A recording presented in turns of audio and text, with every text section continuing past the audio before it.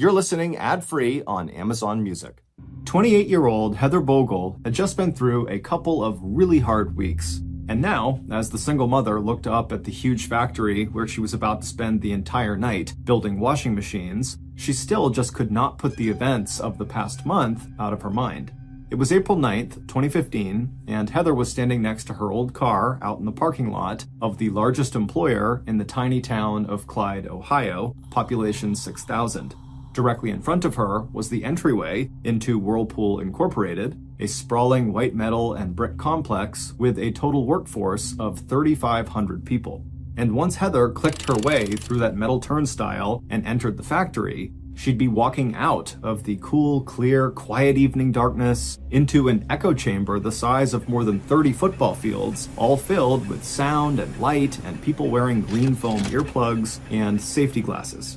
Heather had been working the night shift here for 2 years, and the steady paycheck and health benefits she received had made it possible for her and her 6-year-old daughter, Mackenzie, to afford a pretty good life in the town of Fremont, 9 miles north of Clyde.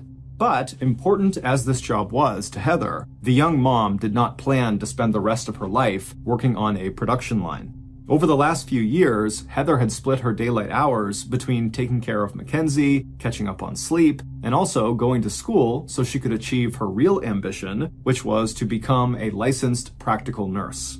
Now, Heather forced herself not to look down at her phone and reread the horrible text messages her older half-brother had sent her when Heather had recently gotten word that she'd failed one of her Ohio State Board nursing exams. But the real problem was, Heather didn't have to read those texts to hear them bouncing around in her head. Joshua had called her a dumb hoe who was too stupid to pass the licensed practical nurse exam. He'd signed off by accusing her of having low expectations and then describing her as, quote, typical trash like her mom and dad, end quote. And almost as bad as the pain those words caused was the fact that Heather had just broken up with the one person she could have turned to in this kind of situation for support and comfort. That person was Heather's ex-girlfriend, Carmela Badia. Carmela had been Heather's first relationship with a woman, and their 2-year-long romance had been intense for both of them. Before Carmela, Heather's longest relationship had been with Mackenzie's dad. Heather and Richard had met when Heather was 18, and even though they had never married, the two had moved in together right away and then ended their relationship 5 years later. Unlike Heather's breakup with Carmela, Heather's split from Richard had been a mutual decision. There wasn't much drama, Heather wanted to be free, and so did Richard. After that, when Heather and Mackenzie had moved to their house in Fremont, Heather was so busy and so focused on school and her daughter that she wasn't actively looking to date anyone. And when Heather first met Carmela at Whirlpool, Heather thought of Carmela only as someone she hit it off with and whose day shift overlapped just enough with Heather's night shift that the two of them would eventually strike up a friendship. But right from the start, Carmela had been open about her crush on Heather. At first, Heather had laughed about Carmela's good-natured flirting, but over the course of a few months, Heather's feelings for Carmela had deepened. But the stress of working opposite shifts and the differences in their personalities, along with mutual feelings of jealousy, ultimately took their toll. And in March, less than 1 month earlier, the relationship had ended in a storm of arguments, accusations, and bitter phone calls and text messages. Just the day before, Heather and Carmela had had one of their worst arguments yet, and Carmela had written Heather a long, angry letter that was now sitting in the front passenger seat of Heather's 2003 Oldsmobile Alero car. As Heather locked up her dark green sedan before taking her first step towards the blue awning that read Whirlpool, Clyde Operations, Carmela's words also sounded inside of Heather's head. "You duped me," Carmela had scrawled in ballpoint pen on the small-lined pages. "You have no idea how bad you hurt me. You're dead to me." A few minutes later, as Heather pushed her way through the metal roundabout before walking into the factory, all she could hope was that the next 8 hours would be so loud and distracting that the only thing she'd hear was the sound of metal and plastic appliance parts snapping into place. As a materials handler, Heather's own job took her to various parts of the factory. Using small vehicles called forklifts and tuggers, she was tasked with driving through the miles of factory space, collecting parts, and then delivering those parts to her fellow workers on the assembly line. But even in a workplace where 30 miles of conveyors clanked and rattled overhead, and where workers had to pay attention to what they were doing, Heather's friends on the production line they all shared couldn't help but notice that instead of her usual smile, Heather looked upset. And as Heather shoved the foam plugs into her ears and slipped on her safety glasses before stepping in behind the wheel of her tugger, she saw the looks of concern aimed in her direction. Checking over her shoulder to make sure that the little tow cart behind her tugger was securely attached before starting up the vehicle's engine, Heather found her spirits lifting just a little. She might not be able to confide about her recent disappointments to Carmela, but she reminded herself that she still had plenty of friends at work. People who were rooting for her to pick herself back up, to take that nursing exam again, and not give up on her dream of a better life for herself and Mackenzie. And between conversations with her friends over the course of the night, Heather didn't have to reply to any text message or incoming phone calls unless she felt like it. All the important parts of her day were already totally planned out, and everyone who played a part in her daily routine already knew exactly where and when they could find Heather if they really needed to. And it had been that way for more than a year. Heather's shift always ended just after 6 in the morning, and after clocking out, Heather would call Mackenzie's babysitter before Mackenzie headed off to school. Then Heather would head for her home in Fremont to sleep until it was time to collect Mackenzie at the end of the school day. After that, Heather could enjoy spending the afternoon and evening with her daughter before dropping Mackenzie back off with the sitter and leaving for work just before 10 p.m. Even now, when Heather was feeling down, just the thought of her daughter made her smile. Tomorrow's forecast called for cool weather and wind, but it was also supposed to be nice and sunny, and so if Heather made sure to bring along an extra warm jacket for Mackenzie to wear after school, the two of them could spend some time outside on the playground. Being out with Mackenzie was usually the best part of Heather's day, and Heather liked knowing that when people saw the two of them together, there was no mistaking them for anything other than mother and child.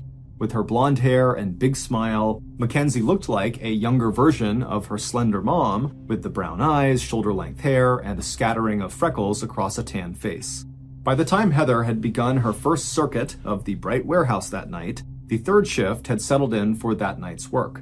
Over the next 24 hours, the Whirlpool factory would turn out a total of 20,000 washing machines. And tonight, as Heather waved to her coworkers, being one of the team that produced those washing machines made her feel better. She might not be here for the next 30 years, but she knew she was lucky to have this job and have coworkers whose lives were a lot like her own. Other parents raising kids just like she was, people with worries just like she had.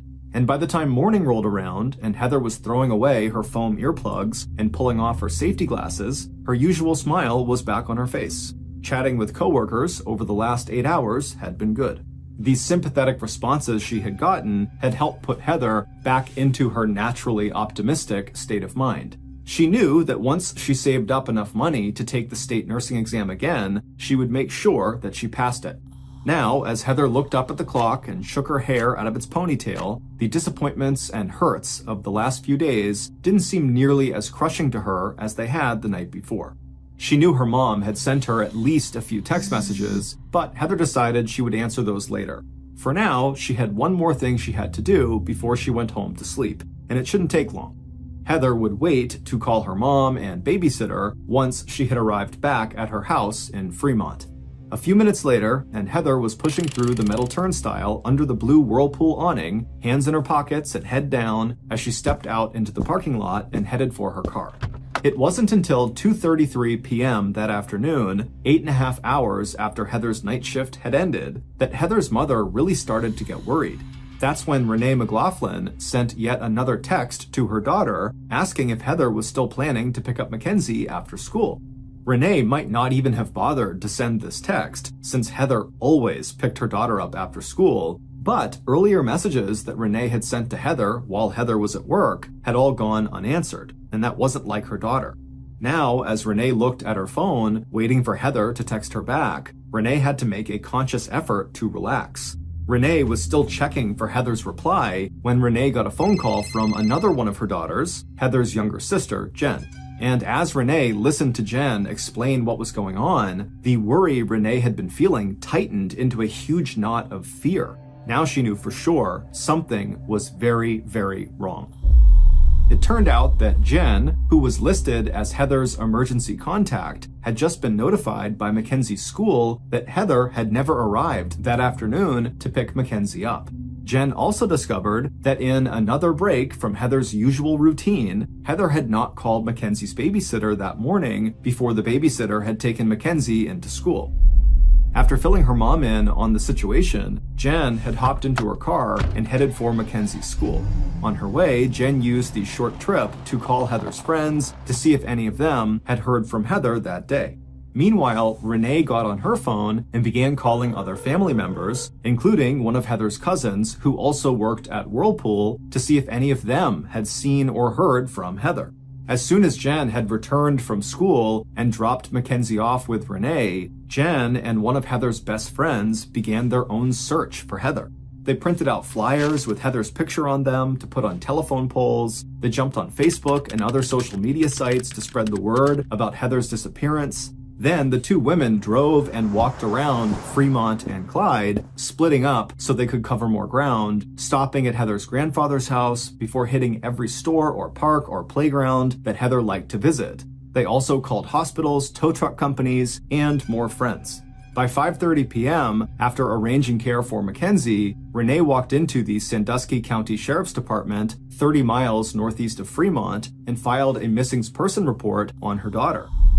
The violent crime rate in Clyde, Ohio is among the lowest in the state, so any circumstance in which someone's life might be in danger was taken seriously right away. There was no 24-hour grace period or anything like that. Instead, it was instant action. And after hearing the pure panic in Renee's description of how out of character it would be for Heather not to pick up her daughter after school, the situation seemed unusual and suspicious enough that the sheriff's department acted immediately.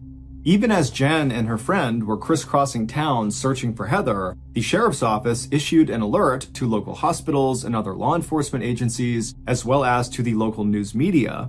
And before long, officers were driving over to the Whirlpool factory parking lot and surrounding area to search for Heather's car.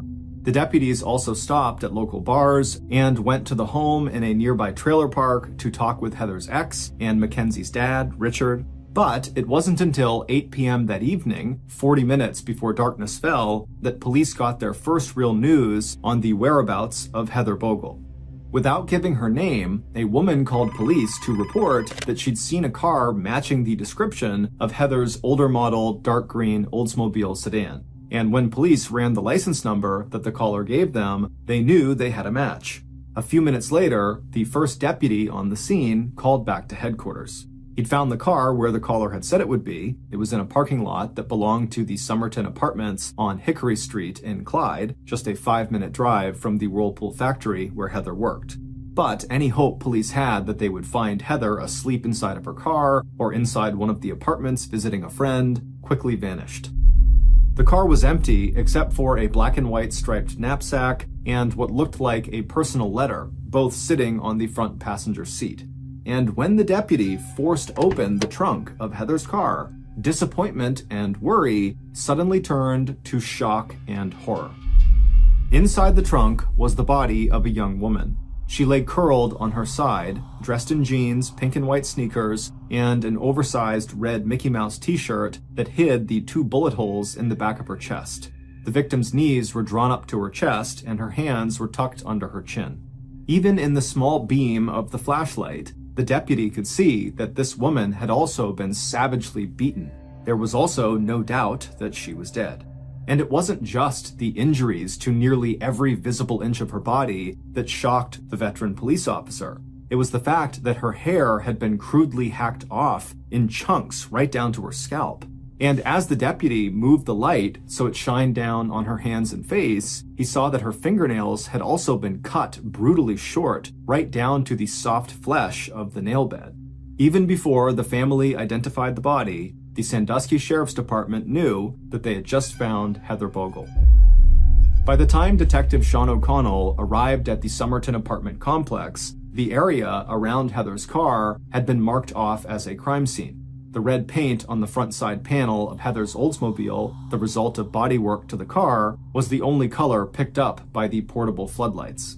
But the detective, a veteran law enforcement officer with more than 20 years of service, hardly registered the yellow crime scene tape or the sounds and lights of emergency vehicles that were now starting to pour into the 230 block of Hickory Street.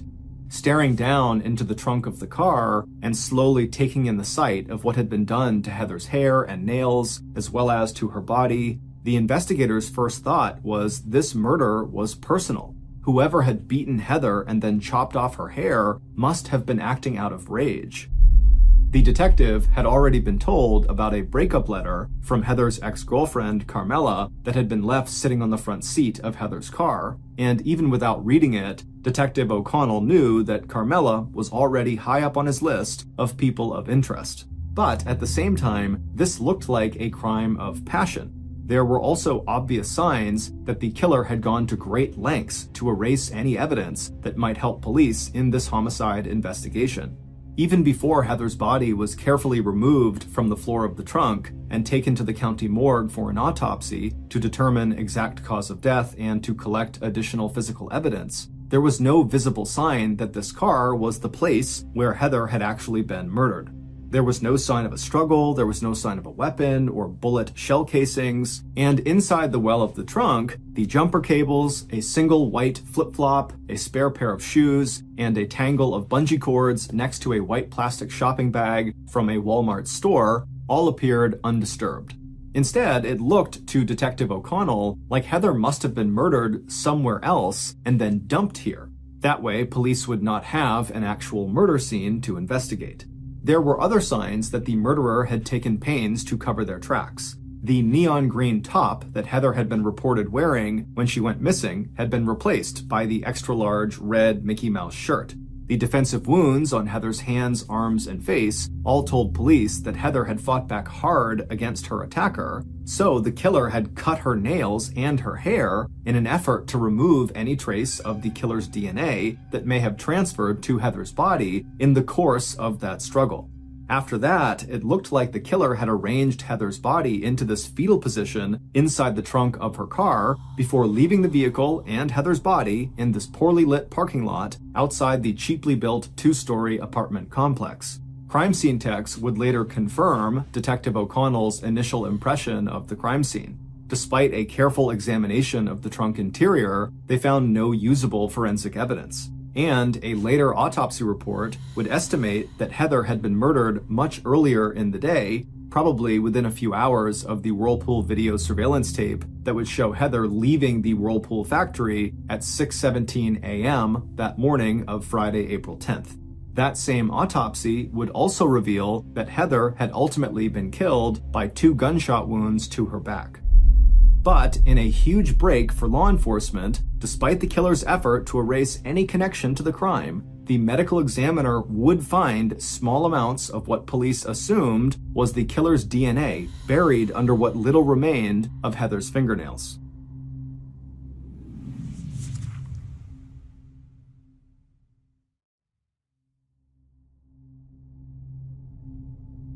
When Detective O'Connell finally looked up from his own visual inspection of Heather's body curled up in the trunk of her car, he noticed one of the residents of the 48-unit complex in front of him standing outside her apartment door, watching the police do their work.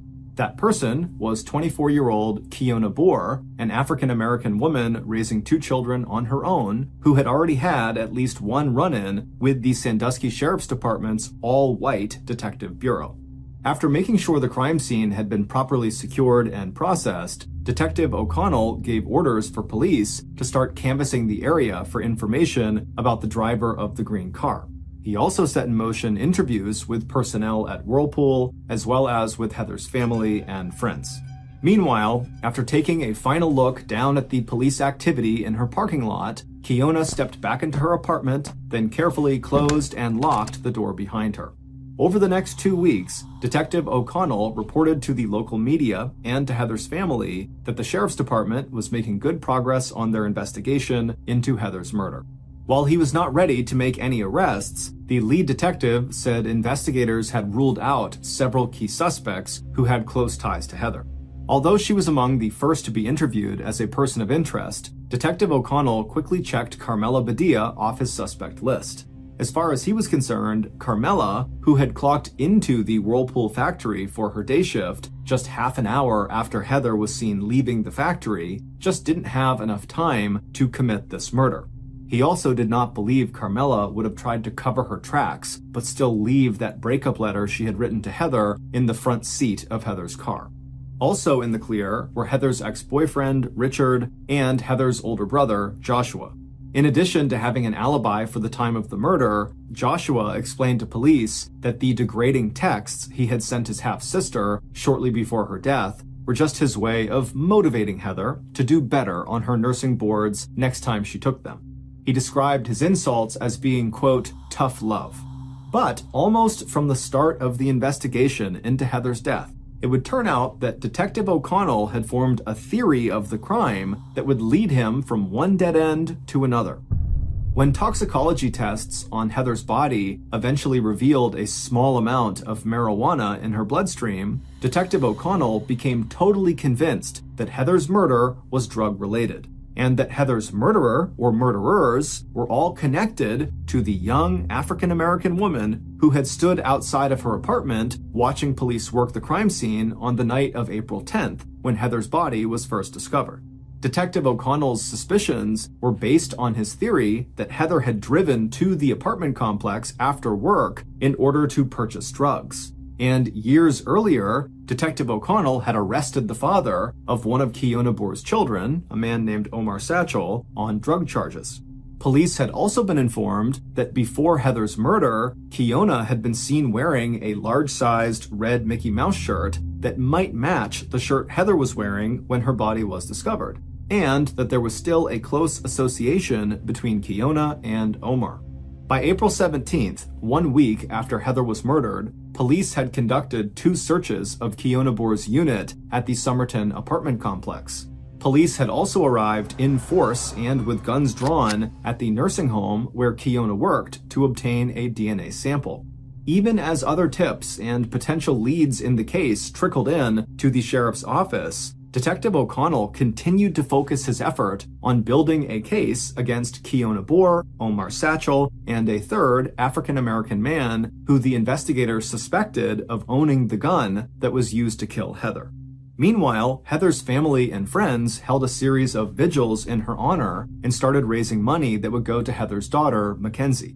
But as the investigation into Heather's death dragged on for more than 12 months without any arrests or hard evidence against Detective O'Connell's chief suspects, Heather's sister, Jen, was not the only person complaining to the media and the sheriff that Detective O'Connell was mishandling the murder investigation. And then, in September 2016, 17 months after Heather's murder, Detective O'Connell announced that he was resigning from the Sandusky Sheriff's Department to take a job as a manager of a McDonald's fast food restaurant. Sean O'Connell's decision came several months after his prime suspects had all broken their silence, not only claiming that they had nothing to do with Heather's murder, but also pointing out that they had never even met Heather and had no personal ties to her whatsoever. To prove their claim, the suspects volunteered tissue and DNA samples, they stated their willingness to take lie detector tests, and pointed to the alibis they had provided police. They also accused the sheriff's department of racial profiling, which is targeting individuals for suspicion of crime based on the individual's race, ethnicity, religion, or national origin. Just before his resignation, Detective O'Connell himself had been placed on 3 months of paid leave, and the murder investigation had been turned over to the Ohio Bureau of Investigation. And at the same time, Kyle Overmeyer, Sandusky's sheriff and Detective O'Connell's boss, admitted to opiate addiction and was charged with stealing prescription drugs from lockboxes at area police stations. Stunned, Heather's family and friends watched as the state stepped in and tried to pick up the pieces of the murder investigation. To them, and to the frightened residents of Clyde and Fremont, it looked like a bungled investigation by a corrupt and possibly racist sheriff's office would result in one of the most vicious murders ever committed in Northwest Ohio turning into a cold case. In November of 2016, 19 months after Heather Bogle's murder, the voters of Sandusky County voted in a brand new sheriff. And when Police Lieutenant Chris Hilton stepped into that office 2 months later, in January of 2017, one of his first moves as sheriff was to appoint a new detective who would be charged with starting the Heather Bogle murder investigation all over again from scratch. And that new detective, Nick Kotsopoulos, did not waste any time following those orders. With 18 years' experience in law enforcement, this would be the 11th homicide that Detective Kotsopoulos had investigated. And even though he was basically treating Heather's murder as a cold case, the detective was coming at the homicide from a different direction than former investigator Sean O'Connell. He would follow the hard evidence wherever it took him, but he was also interested in talking with people and potential suspects who had a personal connection to Heather. He also wanted to find out exactly where Heather was killed. And after going through the complete file on Heather's murder, it didn't take long for the new lead investigator to totally rule out Sean O'Connell's top 3 suspects. Not only was there absolutely no physical evidence to connect them to Heather's death, it turned out none of their DNA matched the tissue sample that the medical examiner had found under Heather's nails, an important detail that former Detective O'Connell had left out of his reports on the case. Those DNA results would also rule out, once and for all, Heather's ex-girlfriend Carmela and Heather's half-brother Joshua. Once he had cleared all the past suspects in Heather's murder, the new investigator went back through the tips that former Detective O'Connell had received from Heather's coworkers, but never followed up on. The investigator also found several search warrants related to collecting possible evidence in Heather's death that former Detective O'Connell had not executed. Those warrants included one that allowed the investigator access to Heather's computer and to all the location data collected from Heather's devices, including her phone, that was collected and stored in her various Google applications. Designed by the technology giant Google, those applications included Heather's email account, as well as a social connection program called Google Hangouts that allowed the user to send their GPS location to their contacts. In order to do that, Google Hangouts used Heather's phone to track her real-life location. Heather's records showed that the last ping from Heather's cell phone before the battery died came in at 9:20 a.m. on April 10th, 2015, 3 hours after Heather was last seen on that security footage that showed her leaving the Whirlpool parking lot at 6:17 on the morning she disappeared. Using Heather's cell phone records, investigators were able to narrow her whereabouts between 6:17 a.m. and 9:20 a.m., but they could only place her location during those critical hours within a radius of about 5 miles from the cell phone tower. So it wasn't until the investigator overlaid that data with the GPS coordinates of Heather's cell phone that had been collected by her various Google accounts, all of which Heather had left open, that Detective Kotsopoulos finally hit pay dirt. A map of all those GPS coordinates allowed investigators to pinpoint with much greater accuracy the location of Heather's cell phone on the morning that she went missing. On May 26, 2017, just over 2 years after Heather's murder, Detective Kotsopoulos and his investigation team left the Sandusky Sheriff's Department and made the 40 minutes drive south to a place called Emerald Estates Trailer Park, located in Green Creek Township. Their destination was a white trailer located at the bottom point of an important triangle. The home, with the wooden porch built off the side, was located 13 minutes and 6 miles southwest of the Whirlpool factory in Clyde, where Heather had worked, and 9 miles and 17 minutes southeast of Fremont, where Heather had lived with her little daughter Mackenzie.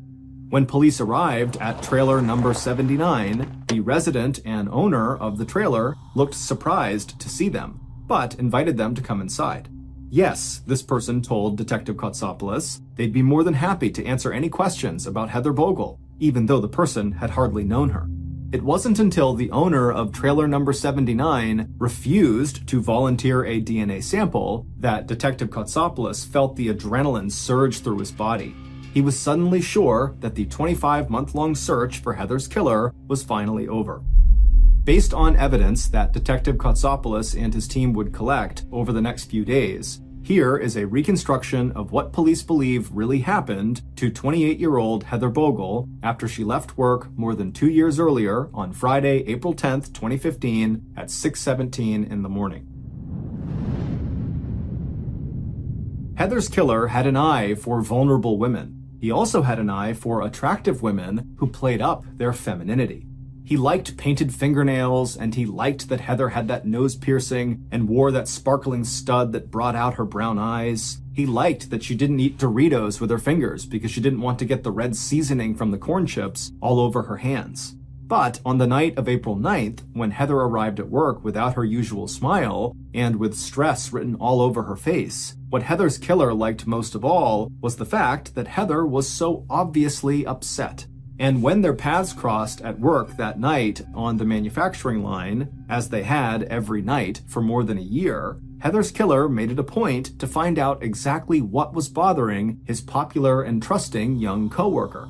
Over the next 8 hours, Heather's killer gathered up each crumb of information, receiving each one with a look of sympathy: how Heather had failed one of her nursing exams, how her own brother had just sent her text messages calling her too stupid to pass, how she would have to go back to studying for the tests all over again and save up the hundreds of dollars it would cost her to retake the state exams. And by the time Heather's night shift was over, Heather's killer had persuaded her to stop by his house after work. He was pretty sure he had some books on human anatomy and biology that might help with Heather's next round of study.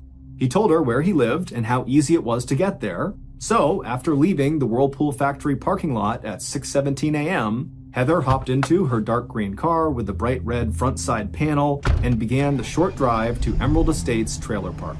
There was no need to call her mom or babysitter. Heather expected this visit would be a short one. And if it delayed her at all, it would only be for a few minutes. She could return her mom's text messages and call the sitter on her drive back to Fremont. When Heather pulled up outside of the white trailer marked number 79, Heather saw her coworker's car in the driveway. So, after parking her Alero, she hopped out and walked up the 4 wooden steps leading to the covered porch and knocked on the front door of the trailer. Heather only had to wait a second before the door was open, and with a smile of thanks, Heather stepped inside. As soon as the killer had closed the door behind his visitor, he didn't waste any time on any more conversation with Heather about her recent setbacks. He also did not have any study guides that would help her pass her next round of exams.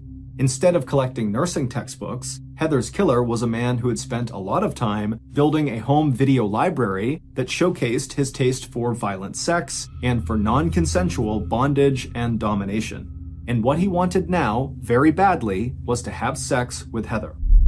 But instead of accepting his advances, welcoming the way he leaned into her, getting too close and reaching out to pull her towards him, Heather was confused and repelled, saying no to his advances and then pushing him away. The man in front of her was 46 years old. That was 18 years older than she was, and Heather's last relationship had been with a woman. But even as the creepiness and then danger of the situation fully registered with Heather, it was too late. Because now, the man in front of her was both enraged and excited by Heather's rejection. In that moment, the killer's need to have sex with Heather, an act that might leave traces of his DNA inside of her, had changed to something else, an overwhelming desire to control and punish her.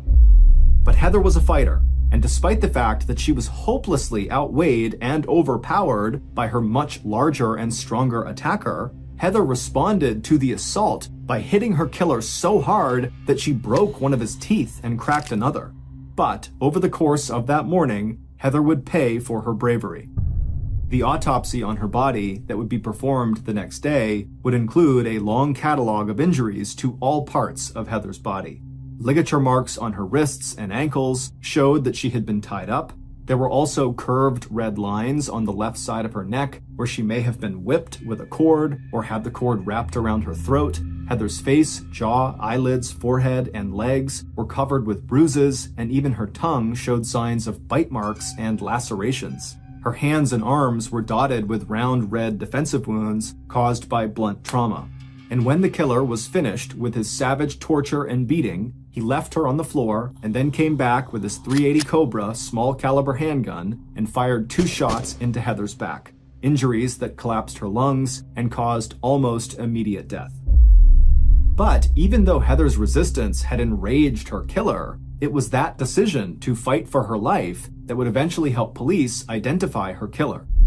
Before arranging Heather's lifeless body in the trunk of her green car, the killer pulled off her green neon top and replaced it with an extra-large red Mickey Mouse t-shirt. And then, in what police believe was an effort to destroy any physical evidence that could tie him to the murder, the killer also hacked Heather's shoulder-length hair off at the roots and cut her fingernails down to the quick. But Heather had fought so hard that traces of her attacker's DNA had been pushed underneath the cuticles that covered the bottom of her fingernails. It would be just enough to give police the tissue sample they would later use to help convict her killer. After abandoning Heather's car, with Heather's body locked in the trunk, at the Somerton apartment complex, the killer sat back to wait and to build his cover of innocence. He made sure that he went to Heather's funeral and signed the guest register, expressing his grief alongside so many of Heather's other co-workers from Whirlpool. He also pulled up and replaced the flooring in his trailer where police believe Heather had been shot and killed. And when Heather's family set up a GoFundMe page for Heather's daughter, Mackenzie, 44-year-old Daniel Myers, a 17-year veteran of Whirlpool who had worked right alongside Heather on the factory's production and material handling lines, made a donation of $125. On that same GoFundMe page, Daniel, who had been arrested on a domestic assault charge in 2001 and another assault charge in 2004, posted this message, quote, "Heather, you were such an amazing person. I am distraught that there will be no more of your smiles at work. You will always be in my thoughts. Your daughter will always be in my prayers. God bless you, little Missy." End quote. It would turn out that on May 26th, when Detective Nick Kotsopoulos and his team headed to trailer number 79 in Emerald Estates Trailer Park, they were following the location coordinates they had found stored in Heather's Google accounts. It had been an electronic trail, there ever since the day of Heather's murder, that followed the young mother from the Whirlpool factory in Clyde on the morning of April 10th, 2015, to the actual scene of her murder. And during that first interview with Detective Kotsopoulos, when Daniel Myers told police he hardly knew Heather and then refused to volunteer a DNA sample, the investigator knew right away that he had a brand new prime suspect in the murder of Heather Bogle. As for Daniel Myers' broken tooth, he told investigators it was nothing and that he'd fixed it himself using superglue. In the days immediately following that first interview with Daniel Myers at trailer number 79, investigators were able to get a search warrant that compelled him to give police a DNA sample. Police also got a warrant to search his house, where they found guns, videotapes of violent sexual encounters, and under the carpet, new sections of flooring that had been installed within a week of Heather's disappearance. On June 1st, after lab tests matched Daniel's DNA to the tissue found under Heather's cuticles, Daniel Myers was arrested and charged with aggravated first-degree murder, robbery, and kidnapping in the death of Heather Bogle. Immediately after Daniel Myers' arrest, 10 women came forward to report that they had been raped by Daniel Myers. But it would turn out that Daniel Myers would not be the only person in the Heather Bogle homicide investigation who would face criminal charges. On December 13th, 2018, a little over a year after Daniel Myers' arrest, former detective Sean O'Connell was sentenced to 2 years in prison for actions related to his investigation into Heather's murder. Those charges included tampering with and falsifying evidence and sharing confidential murder files with members of the public. It would turn out that former detective O'Connell had pursued his case against Kiona Boer, Omar Satchel, and a third African-American suspect even after he knew that their DNA did not match the DNA found under Heather's fingernails. As a result of being singled out as a murder suspect, Kiona Boer would lose her job and apartment, and she and her school-age son would both become the target of hate and bullying. Former Detective O'Connell was also criticized for delaying justice. Just days after Heather's murder, Sean O'Connell had received an email tip from a woman who worked at Whirlpool telling police she knew of one employee who she believed, based on her own encounters, would be capable of committing murder, and that man's name was Daniel Myers. Detective O'Connell also failed to execute the search warrant he had early on in the Heather Bogle investigation that would have given him access to the Google accounts that had stored a record of Heather's movements from the time she left work on the day of her murder until her phone died 3 hours later. On February 13th, 2019, almost 4 years after Heather's death, Heather's co-worker Daniel Myers pleaded guilty to murder in order to avoid the death penalty. He was sentenced to life in prison without parole. But before the judge issued that sentence, there was one final twist in a murder case that had generated headlines across the state and that would become the subject of several true crime documentaries. Just days after Daniel Myers was arrested in 2017, investigators reopened an older case involving the death of Myers' ex-girlfriend, 37-year-old Leanne Sluter. Back in 2009, 6 years before the murder of Heather Bogle, Daniel Myers told police he had discovered Leanne lying dead of a self-inflicted gunshot wound in the bedroom of a trailer he owned. At the time, police did not question Daniel's account or treat the death as suspicious, even though Leanne's family wanted Daniel questioned as a suspect. Ultimately, the new investigation into Leanne's death turned up a suicide note in the victim's handwriting that was provided by Daniel Myers' family. But although the Leanne Sluter investigation ended without another charge of murder, Leanne Sluter's family insist that if police had done a thorough investigation into Leanne's death and questioned Daniel Myers as a suspect back in 2009, Heather Bogle would still be alive today.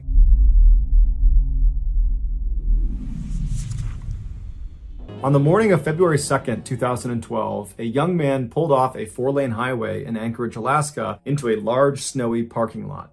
He passed by dozens of parked cars until he arrived in front of this small shack that was brightly teal-colored. It was a popular coffee shop called the Common Grounds, and this young man worked as a barista there.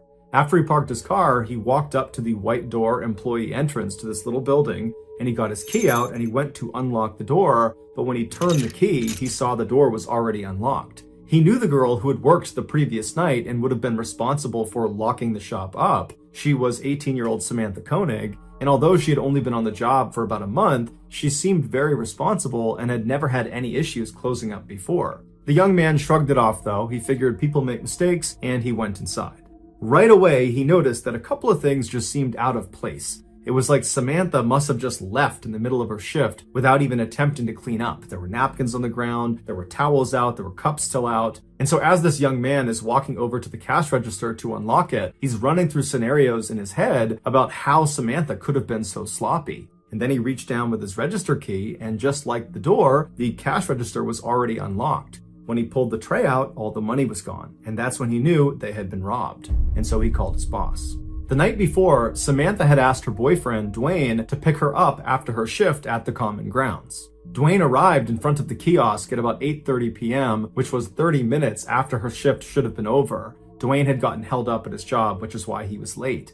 And so when he gets there, Dwayne looks around the parking lot and he doesn't see Samantha anywhere. He sees the coffee shop itself is totally dark and looks like it's been closed up for the night. And so Dwayne gets out of his truck into the freezing cold night air, and he walked up to the window of this coffee shop and he pressed his face up to the glass to look inside, but there was nobody in there. Dwayne automatically went back to the fight he had gotten into with Samantha earlier in the night via text message. She had accused him of cheating on her, he had been kind of nonchalant, like he didn't care about it, and what ensued was a really ugly fight.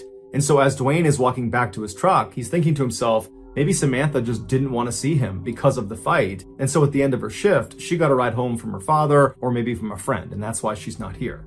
And so Dwayne gets back inside of his truck and he sends a text message to Samantha asking if she's okay, if she's gotten home, but after several minutes of no response from her, Dwayne, even though they were fighting, he still cares an awful lot about his girlfriend. He decides, I gotta go by her house and make sure she's there and that she's okay. And so a couple minutes later, he gets to her house, he goes up to the door, and her single father, James, answers the door. Dwayne explains that he didn't see Samantha after her shift and just wanted to make sure she was here, but James says, she's not here. I have no idea where she is. I haven't spoken to her. And so the two men go into James's kitchen, they sit down, and they start texting and calling Samantha to try to figure out where she is. And after a couple of minutes, Dwayne's phone lights up and it's a text message from Samantha.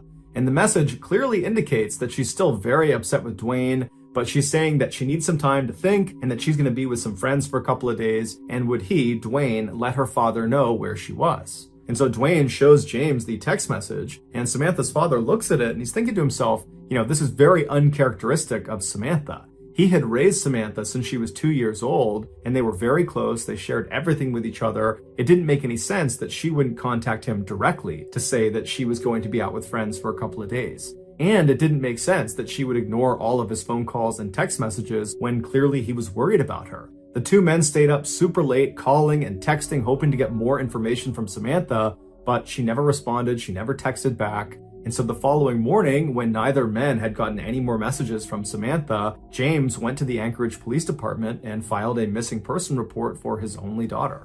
After receiving this missing person report, an officer with the Anchorage Police Department called the owner of the Common Grounds coffee shop to ask about Samantha. And the owner actually said they just got a call from their barista that was working at the kiosk that morning, and they had informed them that apparently there had been a robbery and no one can get in touch with Samantha. No one knows where she is. The owner told the police officer that as soon as she got her hands on the security footage from the night before, she would send it over to the police department.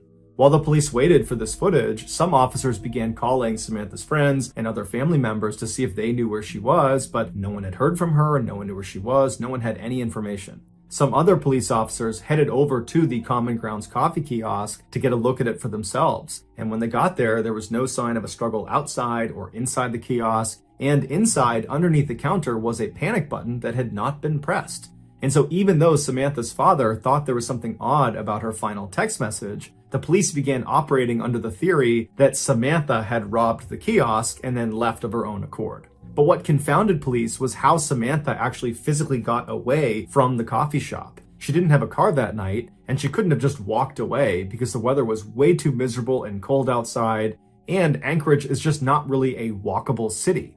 And so if Samantha was telling the truth, that she was just taking a couple of days to be by herself with some friends at their place, then why didn't any of her friends know where she was?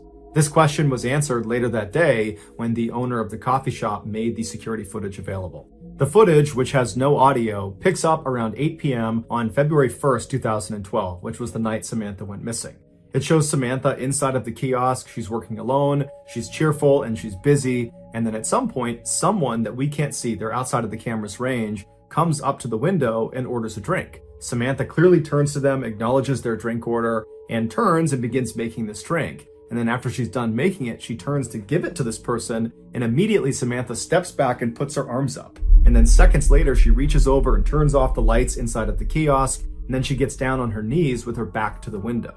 She stays in that position, not talking, not moving, for about a minute before she slowly stands up and walks down the kiosk towards the cash register. She opens it up, she scoops some money out of it, then she walks back to the window and appears to hand it to a shadowy figure on the other side of the window, and then Samantha turns, kneels again with her back to the window. 2 more minutes go by before this person outside the window leans their entire upper body inside of the coffee shop. They reach down and they appear to tie Samantha's hands. Now, because it was dark inside of the kiosk, the footage winds up being extremely grainy, and there's no way to identify who this figure is. Although it's fairly obvious that it's a male. He's wearing a big sweatshirt and he's got a hat pulled down low over his face. After this mystery man is done tying Samantha's hands, he leaps through the window and then shuts the window behind him. And then he stands Samantha up, he puts a gun into her back, then he marches her out the employee door and then out across the lot, all the way to a white pickup truck where he puts her inside and they drive off. Over the next couple of days, the police and also the FBI, who had been called in to be a part of this investigation, they just kept hitting dead end after dead end because there was no evidence. All they had was this surveillance footage that was too grainy to tell who this guy was that took Samantha. Meanwhile, Samantha's father, James, had rallied the support of nearly all 300,000 people that lived in Anchorage to go out and look for his daughter. His efforts were so profound, it had attracted major news outlets across the country, and suddenly his daughter's story had grabbed national headlines everywhere. This led to strangers donating thousands of dollars to fund a reward for anybody that had information about Samantha's whereabouts. But despite this reward growing in size every single day and the national news media becoming increasingly more interested in this case, no one came forward with useful information that led to developments in this case, and Samantha never got in touch with Dwayne or her father. Then on February 24th, so 3 weeks after Samantha's gone missing and no one's heard from her, Dwayne got a text message from Samantha's phone, and it was directing him to a particular sign inside of a nearby public park. And so Dwayne and James read this text, they shared it with the police department, and then they raced to this park and actually beat the police there by about 15 minutes. And so Dwayne and James, they walk through the gates and they start walking down this main trail and they stop in front of this sign. It was actually a bulletin board, and tacked on the bulletin board was a Ziploc bag, inside of which was a typed ransom note. And on the ransom note, literally Xeroxed onto it, was a black and white photo of Samantha. And in this photo, Samantha looks kind of dazed, like she's got a blank expression, and she's not really looking at the camera. She's looking just to the side of the camera. And then in this picture, a man is holding a copy of the Anchorage Daily News newspaper that's dated February 13th, 2012. This was a proof of life photo where Samantha's captor was holding up that newspaper to indicate that Samantha was alive as of February 13th. And so to everybody involved in this case, including Samantha's father, even though this is still not a good situation at all, it was kind of a relief to know that at least as of last week, Samantha was alive. As for the demands of this ransom note, James was told to deposit $30,000 into his daughter's account immediately, and if he did that, she would be released 6 months later. As advised by the FBI, James deposited a portion of the ransom money into his daughter's account, and then the FBI just waited and watched, because they knew if anyone tried to withdraw money from that account, they could track where the card was. A few days later, 3 separate withdrawals were made within Anchorage, but each time the FBI got a notification about one of these withdrawals, they would rush to the scene, and whoever it was that had tried to make this withdrawal was long gone. When they pulled the security footage from these 3 different ATMs, the person that was making these withdrawals was a man wearing a ski mask and big sunglasses, so they had no way to identify him. After these withdrawals, the account went silent for over a week, and in that time, there was no word from Samantha. Then on March 7th, more withdrawals were made, but they were in Arizona, and then New Mexico, and then in Texas. Again, authorities would rush to these ATMs, but they would get there right after the masked man with sunglasses had just left.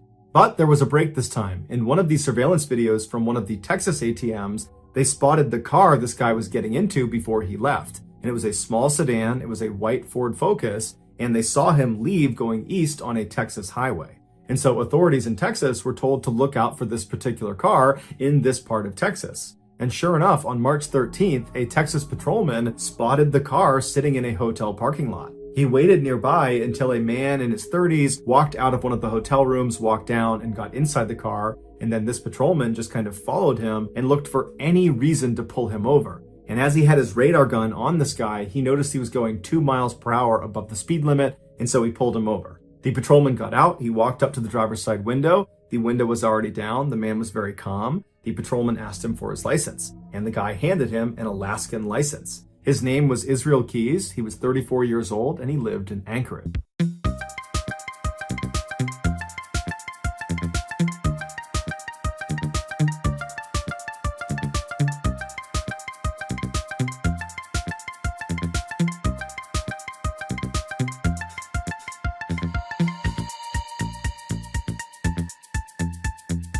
The patrolman knew this was the guy.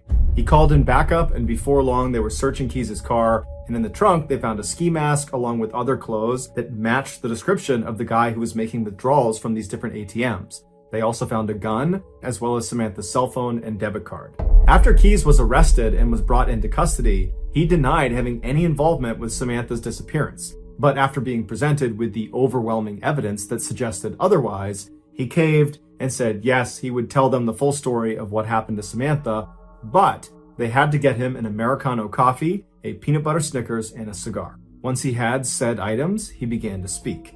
And what he said was so disturbing and so graphic, the FBI still has not released the full transcript of his confession. Here is the version of events based on what was made public. On February 1st, 2012, Keys decided he was going to rob the Common Grounds coffee kiosk. He walked up to the window expecting there to be some teenager working inside, and he was right. It was Samantha. He asked her for an Americano, and while she turned to make his drink, suddenly his plan changed. Not only was he going to steal money from inside of this coffee shop, he decided he was going to steal Samantha from this coffee shop. When she turned back with his drink and handed it to him, he discreetly pulled his gun out and aimed it at her and told her this was a robbery. That's when she backed up and put her hands up, and then she turned around, he tied her hands, he jumped back inside, and then he said after he shut the window, he jammed napkins inside of her mouth so she couldn't make any sound, and then he marched her out the door, outside, into his car, and they took off. Once they were in the vehicle, he pulled the napkins out of her mouth, and he told her if she tried to escape or if she tried to flag anybody down that he would just kill her. And so he said she was very obedient. She was obviously very scared, but she was trying to do her best to stay composed. At some point, Keyes reached over and took her phone and sent that text message to her boyfriend informing him that she was going to be spending a couple of days with friends and that he should tell her father. And then Keyes told Samantha he was going to be holding her hostage and trying to extract some ransom money. Samantha told Keyes that her family was very poor and that he wouldn't get much money out of them. To which Keyes said, "Don't worry about it. I know they'll raise money and they'll come up with it somehow." Then they drove around Anchorage for several hours, periodically stopping so Samantha could get out and relieve herself, other times so Keyes could smoke a cigar. Then around midnight, Keyes made his way back to his house and he pulled into the driveway and he turned to Samantha and he had her go in the back seat and lie down. Then he put some tarps over her and he told her if she tried to escape, he would kill her. And then Keyes got out and he walked inside of his house where his 10-year-old daughter and his girlfriend were fast asleep. And in just a few hours, Keyes and his daughter were scheduled to go to New Orleans for a 2-week-long luxury cruise. Keyes left his house and went back to his car. He put a blindfold on Samantha and then led her down the driveway to his shed. Once inside, he sat her down on an upturned bucket in the back of the shed, and then he put a rope around her neck and he anchored each end of the rope to the wall so she was pinned to the wall. Then Keyes turned his radio all the way up to make sure it masked any noise she might make, even though he reminded her repeatedly that if she made any noise, he would just kill her, and by and large, she was very obedient. And then he gave her a couple of cigarettes to smoke and told her it was going to be just fine, to just chill out, that he was going to get the ransom money from their family, and then as soon as that was done, he would let her go. He turned on some space heaters to keep the space warm, and then he left and locked the door. He walked back into his house and double-checked that his daughter and his girlfriend were still asleep. They were. Afterwards, he started drinking some wine and relaxing, and then after a little while, he got a cup of water and he went back out to the shed. He went inside and he gave the water to Samantha, and he said Samantha was very composed. She was obviously frightened, but she asked him, "Did you speak to my father? Did you figure out the ransom situation?" And Keyes told her that, "Yes, I talked to your father. Everything's working out fine. He's going to raise the money. We're going to get you out of here. Everything's going exactly to plan." After that, he walked up to Samantha and he unscrewed the 2 anchors that were holding that rope up against her throat. And then he cut the zip ties on her wrist, allowing her to relax and sit forward and just kind of be at ease for a second. And it was very obvious that Samantha was relieved. Her nightmare was about to be over. But then seconds later, Keyes grabbed her really aggressively and tied her up all over again, this time much more thoroughly and much more tightly. It had been a cruel trick. When he cut her handcuffs and undid her necktie, he just wanted to see what she would do if she thought she was being let go. When in reality, he was never going to let her go. There was no ransom. He had not spoken to her father. It was all a big lie. Keyes told investigators that as he was tying her up for that second time, he looked at her face and she had this look of total resignation. He said she knew what was about to happen to her. After Keyes tied her up, he left the shed and locked it behind him. He went inside to check one more time to make sure his 10-year-old daughter and his girlfriend were still asleep. When they were, he went back to the shed, he opened it up, he went inside, and this time when he stepped inside, it smelled like urine and sweat, and he looked down at Samantha and she was terrified. He walked up to her and he began to assault her, and then after he was done, he was standing over her getting his clothes back on, and Samantha very stoically looks up at him and says, "Are you going to kill me?" And he says, "Yes, I am." As he put on his leather gloves, she tried to talk him out of it, but he said there was no other way. Keyes would tell investigators that he was very impressed with Samantha's bravery. Shortly before 4 a.m., Keyes drove a knife into Samantha's back before choking her until she stopped moving. He told investigators that she never made a sound. After she was dead, Keyes left the shed and locked it behind him. He went into his house, he took a shower. Afterwards, he woke up his daughter and told her to start getting ready because they were leaving soon for the airport. While his daughter was getting ready, Keyes went back out to the shed. He went inside. He rolled Samantha's body up in a tarp and pushed her towards the back. He unplugged the space heaters, turned off the lights, turned off the music, and then double locked the shed and went back inside the house to make his daughter breakfast. At 5 a.m., a cab showed up at the house and Keyes and his daughter hopped inside and they made their way to the airport and then on to New Orleans where they went on their 2-week-long vacation. After they got back, Keyes went inside of his shed. He unrolled Samantha from her tarp, and by his account, she still looked fairly lively. And so he dressed her in some new clothes. He put lots of makeup on her face. He braided her hair, and then he stitched her eyelids open so it gave the impression she was alive and alert. And then he held up a copy of the Anchorage Daily News next to her and then took several photos, creating that proof of life photo for the ransom note. If you want to see this photo, you can Google it, but that's up to you. After he took these pictures, he chopped her body up into pieces and then disposed of her in a nearby frozen lake. It would turn out Samantha was not Israel Keyes' first victim. He was in fact a serial killer who specifically preyed on completely random people because he enjoyed watching them die. Over the years, he had hid what he called kill kits all over the United States, which were these caches filled with weapons and other tools designed to capture and kill people. This way, no matter where he was in the country, when he had an urge to go kill someone, he would just go to his nearest kill kit, dig it up, and then go target a random stranger. And he didn't care if you were young, old, big, small, male, female, alone, or in a group. Everyone was a target of opportunity. Keyes told investigators that as soon as he saw Samantha inside of that coffee kiosk, instantly he knew he was going to kill her. Everything about the ransom, the robbery, all of it was just a lie to keep her in line, to give her some hope that she might get out of this alive. When in reality, the second she walked outside of the doors of that kiosk, she was dead. Keyes admitted to killing Samantha as well as an older couple up in Vermont, but he would take his own life in a jail cell in December of 2012 before he named any of his other victims. And so to this day, we have no idea how many people he killed. The best guess is 11 based on a drawing he made in his jail cell, but that's just a guess.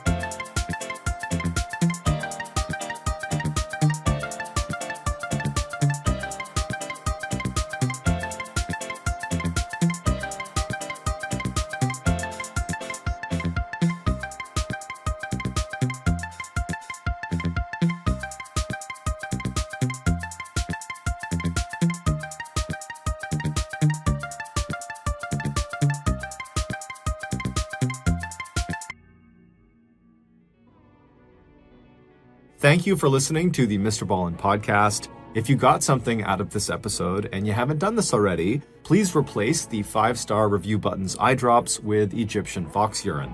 Also, please subscribe to the MrBallen podcast on Spotify, Apple Podcasts, Amazon, Google, and everywhere else you get your podcasts. This podcast airs every Monday and Thursday morning, but in the meantime, you can always watch one of the hundreds of stories I have posted on my YouTube channel, which is just called MrBallen.